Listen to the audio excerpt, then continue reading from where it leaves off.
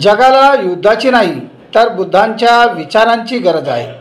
बुद्धांचे विचारच जगाला तारू शकतात। जय भारत जय संविधान। मी प्रवीण कुमार काकडे व आपण बघत आहात लोकप्रश्न न्यूज महाराष्ट्र। बुद्ध पौर्णिमा ज्याला आपण सर्व बुद्ध जयंती किंवा वैशाख पौर्णिमा असेही म्हणतो। बुद्ध पौर्णिमा ही बौद्ध धर्मातील एक महत्त्वाचा सण आहे। या दिवशी तथागत भगवान बुद्धांचा जन्म, ज्ञानप्राप्ती आणि महापरिनिर्वाण या तिन्ही घटकांचे स्मरण केले जाते। हा सण दरवर्षी वैशाख पौर्णिमेला साजरा केला जातो।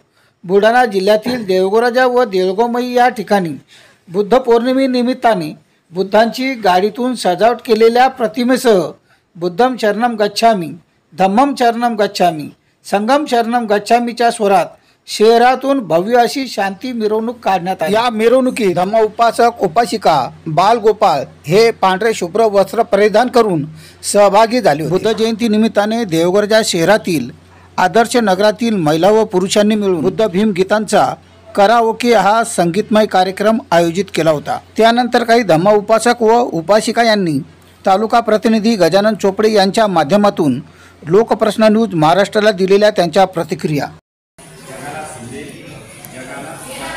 शांतीचा संदेश दिला।